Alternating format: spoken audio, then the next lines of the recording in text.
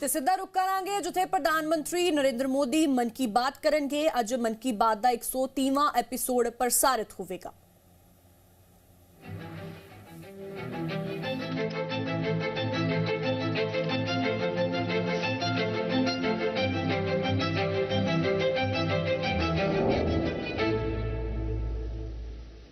मेरे प्यारे देशवासियों, नमस्कार।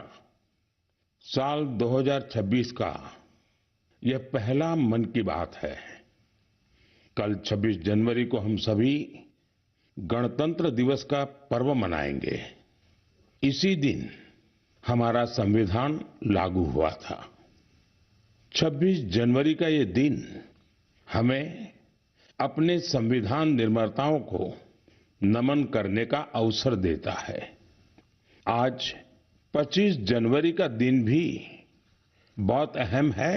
आज नेशनल वोटर्स डे है, मतदाता दिवस है। मतदाता ही लोकतंत्र की आत्मा होता है। साथियों, आमतौर पर जब कोई 18 साल का हो जाता है, मतदाता बन जाता है, तो उसे जीवन का एक सामान्य पड़ाव समझा जाता है। लेकिन दरअसल ये अवसर किसी भी भारतीय के जीवन का बहुत बड़ा माइलस्टोन होता है। इसलिए बहुत जरूरी है कि हम देश में वोटर बनने का, मतदाता बनने का उत्सव मनाएं। जैसे हम जन्मदिन पर शुभकामनाएं देते हैं और उसे सेलिब्रेट करते हैं, ठीक वैसे ही जब भी कोई युवा पहली बार मतदाता बने तो पूरा मोहल्ला, गांव या फिर शहर एकजुट होकर उसका अभिनंदन करें और मिठाइयां बांटी जाए। इससे लोगों में वोटिंग के प्रति जागरूकता बढ़ेगी। इसके साथ ही यह भावना और सशक्त होगी कि एक वोटर होना कितना मायने रखता है। साथियों, देश में जो भी लोग चुनावी प्रक्रिया से जुड़े रहते हैं, जो हमारे लोकतंत्र को जीवंत बनाए रखने के लिए जमीनी स्तर पर काम करते हैं, मैं उन सभी की बहुत सराहना करना चाहूंगा। आज मतदाता दिवस पर मैं अपने युवा साथियों से फिर आग्रह करूंगा कि वे 18 साल का होने पर वोटर के रूप में खुद को जरूर रजिस्टर करें। संविधान ने हर नागरिक से जिस कर्तव्य भावना के पालन की अपेक्षा रखी है, इससे वो अपेक्षा भी पूरी होगी और भारत का लोकतंत्र भी मजबूत होगा। मेरे प्यारे देशवासियों, इन दिनों मैं सोशल मीडिया पर एक इंटरेस्टिंग ट्रेंड देख रहा हूं। लोग साल 2016 की अपनी यादों को फिर से ताजा कर रहे हैं। उसी भावना के साथ आज मैं भी आपके साथ अपनी एक मेमोरी को शेयर करना चाहता हूं। 10 साल पहले जनवरी 2016 में हमने एक एम्बिशियस जर्नी की शुरुआत की थी। तब हमें इस बात का एहसास था कि भले ही एक छोटा क्यों न हो, लेकिन ये युवा पीढ़ी के लिए, देश के फ्यूचर के लिए काफी अहम है। तब कुछ लोग ये समझ ही नहीं पाए थे कि आखिर है क्या। साथियों, मैं जिस जर्नी की बात कर रहा हूं वह है स्टार्टअप इंडिया की जर्नी। इस अद्भुत जर्नी के हीरो हमारे युवा साथी हैं। अपने कंफर्ट जोन से बाहर निकलकर उन्होंने जो इनोवेशन किए वो इतिहास में दर्ज हो रहे हैं। साथियों, भारत में आज दुनिया का तीसरा सबसे बड़ा स्टार्टअप इकोसिस्टम बन चुका है। ये स्टार्टअप्स लीग से हटके हैं। आज वे ऐसे सेक्टर्स में काम कर रहे हैं जिनके बारे में 10 साल पहले तक कल्पना भी नहीं की जा सकती थी। AI, space, nuclear energy, semiconductors, mobility, green hydrogen, biotechnology, आप नाम लीजिए और कोई ना कोई भारतीय स्टार्टअप उस सेक्टर में काम करते हुए दिख जाएगा। मैं अपने उन सभी युवा साथियों को सैल्यूट करता हूं जो किसी न किसी स्टार्टअप से जुड़े हैं या फिर अपना स्टार्टअप शुरू करना चाहते हैं। साथियों, आज मन की बात के माध्यम से मैं देशवासियों, विशेषकर इंडस्ट्री और स्टार्टअप से जुड़े युवाओं से एक आग्रह जरूर करना चाहता हूं। भारत की इकोनॉमी तेजी से आगे बढ़ रही है। भारत पर दुनिया की नजरें हैं। ऐसे समय में हम सब पर एक बहुत बड़ी जिम्मेदारी भी है। वो जिम्मेदारी है क्वालिटी पर जोर देने की। होती है, चलती है, चल जाएगा, ये युग चला गया। आइए इस वर्ष हम पूरी ताकत से क्वालिटी को प्राथमिकता दें।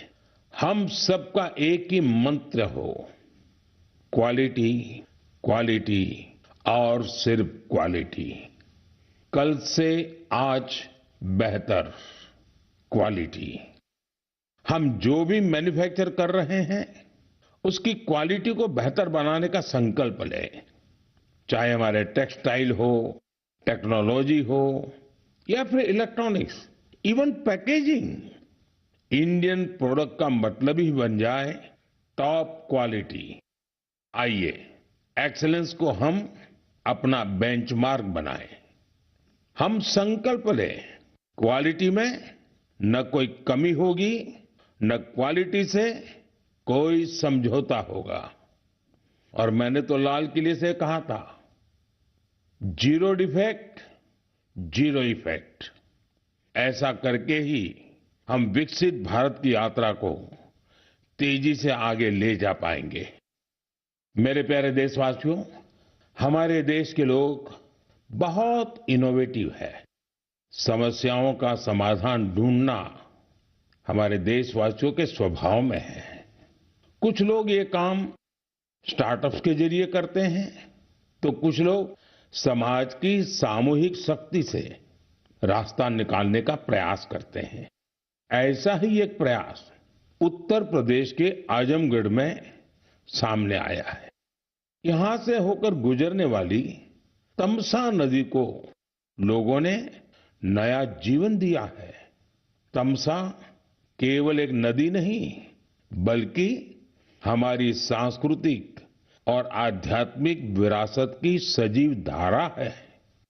अयोध्या से निकलकर गंगा में समाहित होने वाली यह नदी कभी इस क्षेत्र के लोगों के जनजीवन की धुरी हुआ करती थी, लेकिन प्रदूषण की वजह से इसकी अविरल धारा में रुकावट आने लगी थी।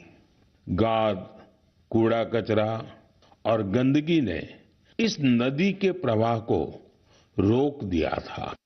इसके बाद यहाँ के लोगों ने इसे एक नया जीवन देने का अभियान शुरू किया। नदी की सफाई की गई और उसके किनारों पर छायादार, फलदार पेड़ लगाए गए। स्थानीय लोग कर्तव्य भावना से इस काम में जुटे और सबके प्रयास से नदी का पुनरुद्धार हो गया। साथियों, जन भागीदारी का ऐसा ही प्रयास आंध्र प्रदेश के अनंतपुर में भी देखने को मिला है। यह वह क्षेत्र है जो सूखे की गंभीर समस्या से जूझता रहा है। यहाँ की मिट्टी लाल और बलुई है। यही वजह है कि लोगों को पानी की कमी का सामना करना पड़ता है। यहाँ के कई क्षेत्रों में लंबे समय तक बारिश नहीं होती है। कई बार तो लोग अनंतपुर की तुलना रेगिस्तान में सूखे की स्थिति से भी कर देते हैं। साथियों, इस समस्या के समाधान के लिए स्थानीय लोगों ने जलाशयों को साफ करने का संकल्प लिया। फिर प्रशासन के सहयोग से यहाँ अनंत नीरू संरक्षणम प्रोजेक्ट, इसकी शुरुआत हुई। इस प्रयास के तहत 10 से अधिक जलाशयों को जीवनदान मिला है। उन जलाशयों में अब पानी भरने लगा है। इसके साथ ही 7,000 से अधिक पेड़ भी लगाए गए हैं। यानी अनंतपुर में जल संरक्षण के साथ साथ ग्रीन कवर भी बढ़ा है। यहाँ बच्चे अब तैराकी का आनंद भी ले सकते हैं। एक प्रकार से कहें तो यहाँ का पूरा इकोसिस्टम फिर से निखर उठा है। साथियों, आजमगढ़ हो, अनंतपुर हो या फिर देश की कोई और जगह, ये देखकर खुशी होती है कि लोग एकजुट होकर कर्तव्य भाव से बड़े संकल्प सिद्ध कर रहे हैं। जन भागीदारी और सामूहिकता की यही भावना हमारे देश की सबसे बड़ी ताकत है। मेरे प्यारे देशवासियों, हमारे देश में भजन और कीर्तन सदियों से हमारी संस्कृति की आत्मा रहे हैं। हमने मंदिरों में भजन सुने हैं, कथा सुनते वक्त सुने हैं और हर दौर ने भक्ति को अपने समय के हिसाब से जिया है। आज की पीढ़ी भी कुछ नए कमाल कर रही है। आज के युवाओं ने भक्ति को अपने अनुभव और अपनी जीवन शैली में ढाल दिया है। इसी सोच से एक नया सांस्कृतिक चलन उभर कर सामने आया है। आपने सोशल मीडिया पर ऐसे वीडियो जरूर देखे होंगे। देश के अलग अलग शहरों में बड़ी संख्या में युवा इकट्ठा हो रहे हैं। मंच सजा होता है, रोशनी होती है, संगीत होता है, पूरा तामझाम होता है और माहौल किसी कॉन्सर्ट से जरा भी कम नहीं होता है। ऐसा ही लग रहा है कि जैसे कोई बहुत बड़ा कॉन्सर्ट हो रहा है। लेकिन वहां जो गाया जा रहा होता है वो पूरी तन्मयता के साथ, पूरी लगन के साथ, पूरे लय के साथ, भजन की गूंज।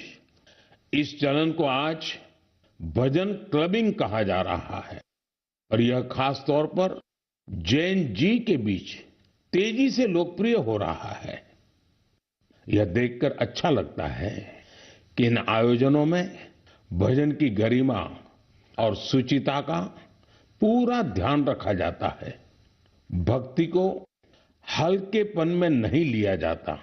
न शब्दों की मर्यादा टूटती है और न ही भाव की। मंच आधुनिक हो सकता है, संगीत की प्रस्तुति अलग हो सकती है, लेकिन मूल भावना वही रहती है। आध्यात्म का एक निरंतर प्रवाह वहां अनुभव होता है। मेरे प्यारे देशवासियों, आज हमारी संस्कृति और त्योहार दुनिया भर में अपनी पहचान बना रहे हैं। दुनिया के हर कोने में भारत के त्योहार बड़े उत्साह और उल्लास के साथ मनाए जाते हैं। हर तरह की कल्चरल वाइब्रेंसी को बनाए रखने में हमारे भारतवंशी भाई बहनों का अहम योगदान है। वो जहां भी हैं, वहां अपनी संस्कृति की मूल भावना को संरक्षित कर और उसे आगे बढ़ा रहे हैं। इसको लेकर मलेशिया में भी हमारा भारतीय समुदाय बहुत सराहनीय कार्य कर रहा है।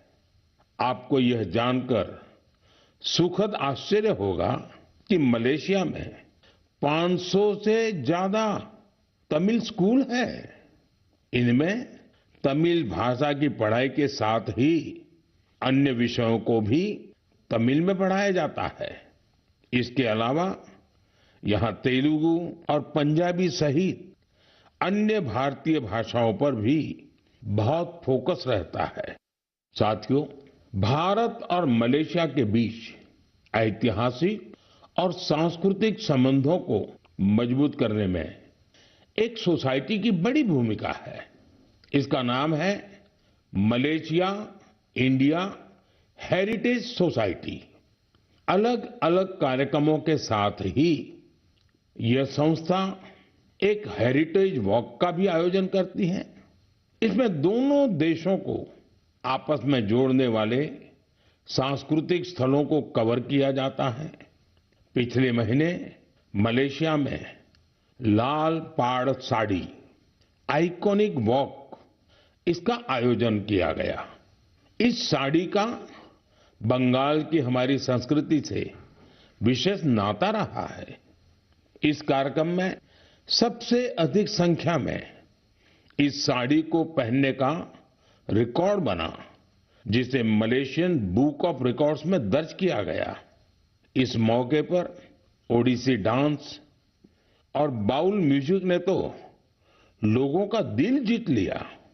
मैं कह सकता हूं, साया बरबांगा डेंगान डियास्पोरा इंडिया दी मलेशिया, मेरे का मंबावा इंडिया दान मलेशिया, सेमाकिन टापा। मलेशिया के हमारे भारतवंशियों को मेरी बहुत बहुत शुभकामनाएं। मेरे प्यारे देशवासियों, हम भारत के किसी भी हिस्से में चले जाएं, वहां हमें कुछ न कुछ असाधारण, अभूतपूर्व होते हुए जरूर दिख जाता है।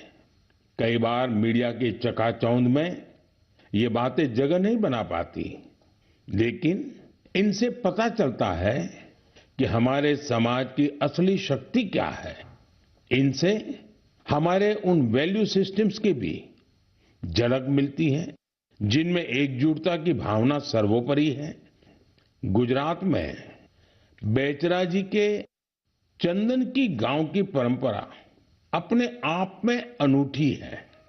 अगर मैं आपसे कहूं कि यहाँ के लोग, विशेषकर बुजुर्ग, अपने घरों में खाना नहीं बनाते, तो आपको हैरत होगी। इसकी वजह गांव का शानदार कम्युनिटी किचन। इस कम्युनिटी किचन में एक साथ पूरे गांव का सबका खाना बनता है और लोग एक साथ बैठकर भोजन करते हैं। बीते 15 वर्षों से यह परंपरा निरंतर चली आ रही है। इतना ही नहीं, यदि कोई व्यक्ति बीमार है तो उसके लिए टिफिन सर्विस भी उपलब्ध है, यानी होम डिलीवरी का भी पूरा इंतजाम है। गांव का ये सामूहिक भोजन लोगों को आनंद से भर देता है। ये पहल न केवल लोगों को आपस में जोड़ती है, बल्कि इससे पारिवारिक भावना को भी बढ़ावा मिलता है। साथियों, भारत की परिवार व्यवस्था, फैमिली सिस्टम हमारी परंपरा का अभिन्न हिस्सा है। दुनिया के कई देशों में इसे बहुत कौतूहल के साथ देखा जाता है। कई देशों में ऐसे फैमिली सिस्टम को लेकर बहुत सम्मान का भाव है। कुछ ही दिन पहले ही मेरे ब्रदर यूएई के राष्ट्रपति महामहिम शेख मोहम्मद बिन जायद अल नाहयान भारत आए थे। उन्होंने मुझे बताया कि यूएई साल 2026 को ईयर ऑफ फैमिली के रूप में मना रहा है। मकसद ये कि वहां के लोगों के बीच सौहार्द और सामुदायिक भावना और मजबूत हो। वाकई यह बहुत ही सराहनीय पहल है। साथियों, जब परिवार और समाज की ताकत मिलती है तो हम बड़ी से बड़ी चुनौतियों को परास्त कर सकते हैं। मुझे अनंतनाग के शेखगुंड गांव के बारे में जानकारी मिली है। यहाँ ड्रग्स, तंबाकू, सिगरेट और शराब से जुड़ी चुनौतियां काफी बढ़ गई थी। इन सब को देखकर यहाँ के मीर जाफर जी इतना परेशान हुए कि उन्होंने इस समस्या को दूर करने की ठान ली। उन्होंने गांव के युवाओं से लेकर बुजुर्गों तक सभी को एकजुट किया। उनकी इस पहल का असर कुछ ऐसा रहा कि वहां की दुकानों ने तंबाकू उत्पादों को बेचना ही बंद कर दिया। इस प्रयास से ड्रग्स के खतरों को लेकर भी लोगों में जागरूकता बढ़ी है। साथियों, हमारे देश में ऐसी अनेक संस्थाएं भी हैं जो वर्षों से निस्वार्थ भाव से समाज सेवा में जुटी है।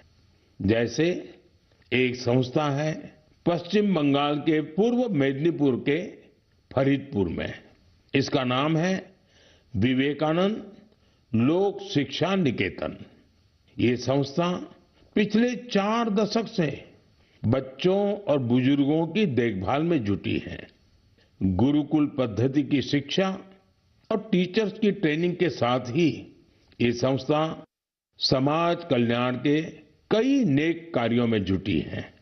मेरी कामना है कि निस्वार्थ सेवा का यह भाव देशवासियों के बीच निरंतर और अधिक सशक्त होता रहे। मेरे प्यारे देशवासियों, मन की बात में हम निरंतर स्वच्छता के विषय को उठाते रहे हैं। मुझे ये देखकर गर्व होता है हमारे युवा अपने आसपास की स्वच्छता को लेकर बहुत सजग हैं। अरुणाचल प्रदेश में हुए एक ऐसे ही अनूठे प्रयास के बारे में मुझे जानकारी मिली है। अरुणाचल वो धरती है जहां देश में सबसे पहले सूर्य की किरणें पहुंचती हैं। यहां लोग जय हिंद कहकर एक दूसरे का अभिवादन करते हैं। यहां ईटानगर में युवाओं का समूह उन हिस्सों की सफाई के लिए एकजुट हुआ जिन पर ज्यादा ध्यान देने की जरूरत थी। इन युवाओं ने अलग अलग शहरों में सार्वजनिक स्थलों की साफ सफाई को अपना मिशन बना लिया। इसके बाद ईटानगर, नाहरलागुन, दोईमुख, सेप्पा, पालिन और पासीघाट, वहां भी ये अभियान चलाया गया। ये युवा अब तक करीब 11 लाख किलो से अधिक कचरे की सफाई कर चुके हैं।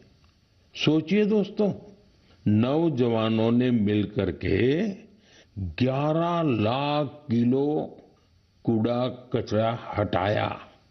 साथियों, एक और उदाहरण असम का है। असम के नागांव में वहां की पुरानी गलियों से लोग भावनात्मक रूप से जुड़े हैं। यहां कुछ लोगों ने अपनी गलियों को मिलकर साफ करने का संकल्प लिया। धीरे धीरे उनके साथ और लोग जुड़ते गए। इस तरह एक ऐसी टीम तैयार हो गई जिसने गलियों से बहुत सारा कचरा हटा दिया। साथियों, ऐसा ही एक प्रयास बेंगलुरु में हो रहा है। बेंगलुरु में सोफा वेस्ट एक बड़ी समस्या बनकर सामने आया है। इसलिए कुछ प्रोफेशनल्स एकजुट होकर इस इश्यू को अपने तरीके से सॉल्व कर रहे हैं। साथियों, आज कई शहरों में ऐसी टीमें हैं जो लैंडफिल वेस्ट की रिसाइकलिंग में जुटी हैं। चेन्नई में ऐसी ही एक टीम ने बहुत बेहतरीन काम किया है। ऐसे उदाहरणों से पता चलता है कि स्वच्छता से जुड़ा हर प्रयास कितना अहम है। हमें स्वच्छता के लिए व्यक्तिगत तौर पर या फिर टीम के तौर पर अपने प्रयास बढ़ाने होंगे, तभी हमारे शहर और बेहतर बनेंगे। मेरे प्यारे देशवासियों, जब पर्यावरण संरक्षण की बात होती है तो अक्सर हमारे मन में बड़ी योजनाएं, बड़े अभियान और बड़े-बड़े संगठन की बातें आती हैं। लेकिन कई बार बदलाव की शुरुआत बहुत साधारण तरीके से होती है। एक व्यक्ति से, एक इलाके से, एक कदम से, और लगातार की गई छोटी-छोटी कोशिशों से भी बड़े बदलाव आते हैं। पश्चिम बंगाल के कुछ बिहार के रहने वाले बेनोय दास जी का प्रयास इसी का उदाहरण है। पिछले कई वर्षों से उन्होंने अपने जिले को हरा भरा बनाने का काम अकेले दम पर किया है। बेनोय दास जी ने हजारों पेड़ लगाए हैं। कई बार पौधे खरीदने से लेकर उन्हें लगाने और देखभाल करने के